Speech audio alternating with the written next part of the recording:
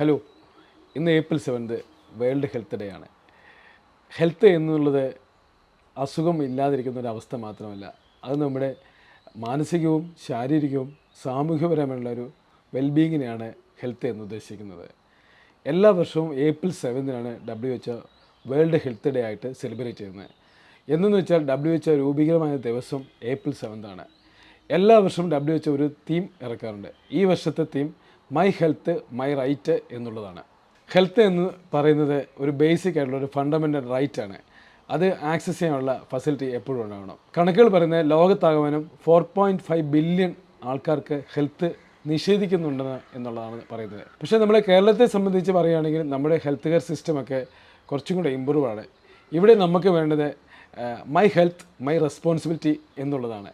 ഇതിനുവേണ്ടി നമുക്ക് ചെയ്യാൻ പറ്റുന്ന കുറേ കാര്യങ്ങളുണ്ട്. നമ്മൾ നല്ലോണം ബാലൻസ്ഡ് ആയിട്ടുള്ള ഡയറ്റ് കഴിക്കുക. അതിനുവേണ്ടി നമ്മൾ ഒത്തിരി പൈസ ഒന്നും മുടക്കേണ്ട ആവശ്യമില്ല. നമ്മൾ സാധാരണ കിട്ടുന്ന കഞ്ഞി, പയറ്, പുട്ട്, കടലൊക്കെ കഴിക്കുക. പിന്നെ നമ്മൾ അഡിക്വേറ്റ് ആയിട്ടുള്ള ഒരു ഹെൽത്തി ആയിട്ടുള്ള എക്സസൈസുകൾ ചെയ്യുക, യോഗ. പിന്നെ ജങ്ക് ഫുഡ്സൊക്കെ അവോയ്ഡ് ചെയ്യുന്ന ഒരു പരിധി വരെ നല്ലതാണ്.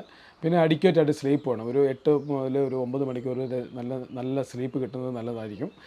പിന്നെ നമ്മൾ എല്ലാ ദിവസവും രാവിലെ എഴുന്നേൽക്കാനായിട്ട് ശ്രമിക്കുക. പിന്നെ യോഗയൊക്കെ ചെയ്യുന്നതൊക്കെ നമ്മുടെ ഹെൽത്ത് ഇമ്പ്രൂവ് ചെയ്യാൻ ഏറ്റവും നല്ലതാണ്.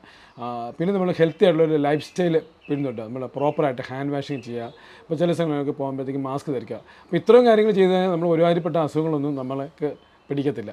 ഈ വേൾഡ് ഹെൽത്ത് ഡേക്ക് ഞാനൊരു കാര്യം തീരുമാനിച്ചു. എൻ്റെ ഹെൽത്ത് ഇമ്പ്രൂവ് ചെയ്യാനായിട്ട് ഞാൻ എൻ്റെ മുടങ്ങി കിടന്ന ജിം പെർസ്യൂ ചെയ്യാനായിട്ട് ഇന്ന് മുതൽ തീരുമാനിച്ചു. നിങ്ങളോ?